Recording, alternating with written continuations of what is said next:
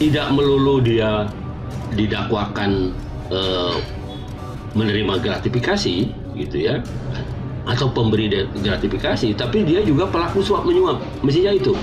Nah, karena itu sebenarnya yang harus dibuktikan ya, tindak pidana suap menyuapnya.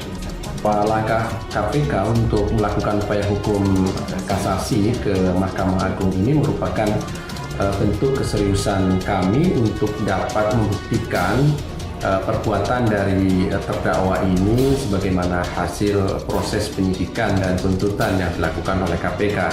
Namun demikian, atas putusan dimaksud tentu kami menghormati apa yang telah diputuskan oleh majelis hakim di tingkat kasasi pada Mahkamah Agung.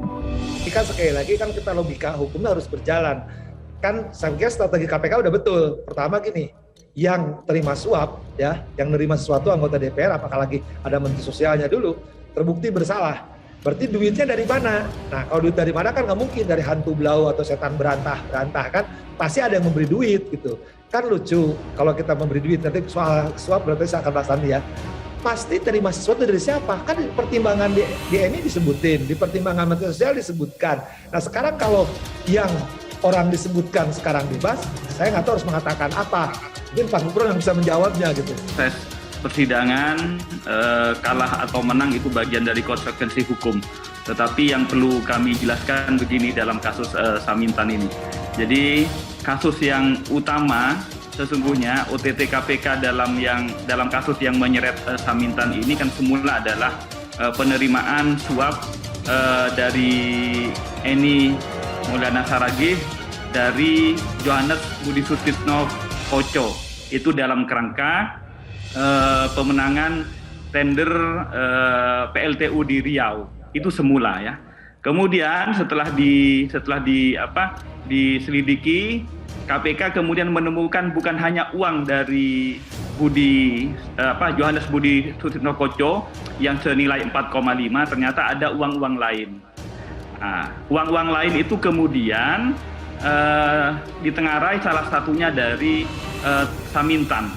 Yang Samintan itu memberikannya dalam kerangka untuk membuka terminasi PT AKS ya, miliknya yang merupakan perusahaan tambang. Nah, ini konteksnya yang perlu publik dan juga teman-teman semua ketahui. Yang dinyatakan oleh hakim itu bukan tidak terbukti pada perbuatan.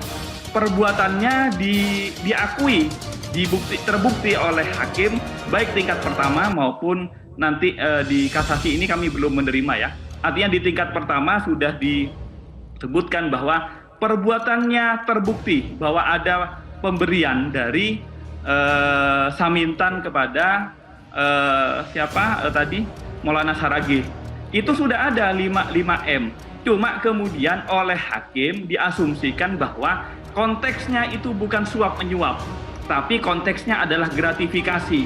Kalau gratifikasi diasumsikan pemberi gratifikasi tidak ada hukumnya. Itu lagi kan di kasusnya yang anggota wakil ketua komisi itu DPR itu kan jelas itu pasal suap. Di antaranya tadi ada berbagai termasuk Trisno maupun dari Intan. Maka di dakwaan KPK udah bagus tepatnya. Jadi penerima itu terbukti dulu. Kalau penerima terbukti otomatis pemberi salah satunya. Nah, salah satu pemberi tadi adalah si S ini kan. Nah sekarang ketika hakim menafsirkan bahwa ini gratifikasi, kan pasal gratifikasi itu jelas seharusnya kan, itu bukan pada gratifikasi bla bla bla lah, nggak usah dijelasin lagi. Nah sekarang betul itu ada pemberian, kalau menurut KPK itu adalah suap gitu kan, sebagaimana dipertimbangkan diputuskan untuk anggota DPR tersebut kan. Nah sekarang tapi yang ketika yang diajukan sekarang salah satu pemberi suap menurut hakim itu gratifikasi, padahal pengertian gratifikasi yang dilakukan oleh yang dibebaskan ini sekarang itu bukan gratifikasi menurut saya, itu suap. Sekali lagi kan pemberian dari beberapa orang yang dikatakan oleh Pak Gubernur juga. Nah ini kualifikasi yang sekarang ini memudahkan tadi ya, supaya proyek-proyek lainnya mulus lah dengan sederhana, ya pulus ini jalan gitu kan. Nah tapi ini bukan gratifikasi, tapi kita hormati lah itu putusan res judikata.